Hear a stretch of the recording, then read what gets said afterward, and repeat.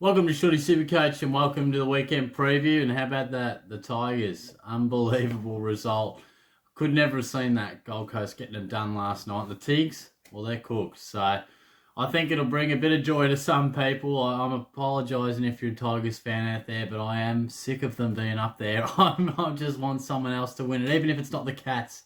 I just want to see a fresh winner up there. So, unbelievable scenes last night. Couldn't believe it. But from a Supercoach perspective, Coleman Jones going down.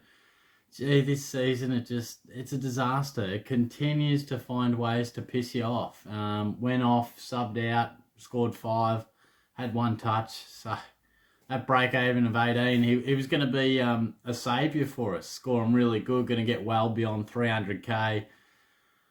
Not now. So a lot of the discussion off the live feed, and thanks if you did get on, I appreciate that. But a lot of the discussion really centered around how can we finish off our forward lines? Like, do I bring in Dangerfield this week? Is Marshall trustworthy? Can I go with some other guys? You know, what's the thoughts there?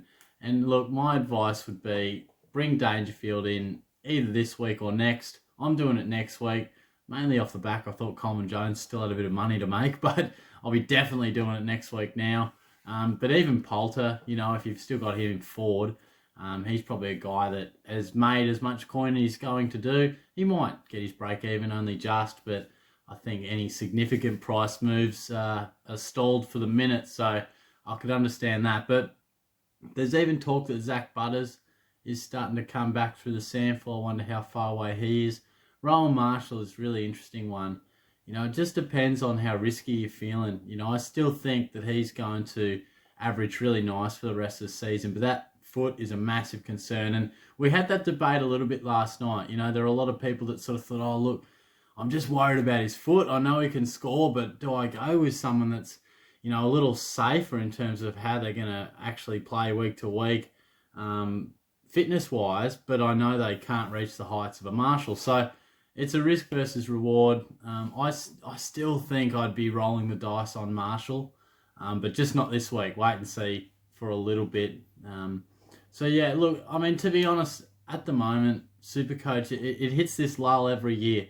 Every year I sort of try to sort of think of a way to continue to spice it up, but I guess the fact is with Supercoach, like particularly doing a channel like myself, probably the prime time parts of the year aren't always the footy season. You know, it's almost November to probably May that it runs super hot, and then probably after the buys hit and the second half of the year, interest can wane when we can do less trades. There's just less to discuss. People want to know less, and if your team starts to go poor, it is easy to drop off the radar. And I'm not going to sit here and say my motivation levels have been smashing through the ceiling every single week. You know, it's been a really frustrating year for me as well. So, but we'll keep digging in there. I think another thing that people were discussing and wanting to know is the captaincy options. You know, what we're looking at there. I think the fact that Boer's not playing for the Giants, Clayton Oliver's got to be someone we consider, whether it's him for the VC or for the C. And Petrarca's a bloke that can go massive too, if you want a point of difference, because I think a lot of people are going to go Oliver.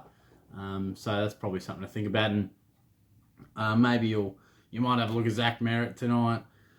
Look, you could have a look at Dangerfield if you think he's about to finally get back to full fitness. You know, some VCs into Clary, or Clary could be a VC, and then you might be looking at potentially going maybe Grundy on Sunday, or McRae, Bontempelli. There are a few that sort of come to mind. But yeah, hopefully you have a good week. And look, they were really the main things that came out. I think finalising that forward line, most of the time, I feel like our other lines and that are pretty self-explanatory. So have a good week. I hope you score well, and I'll chat to you guys soon. Cheers. Oh, about to sneeze.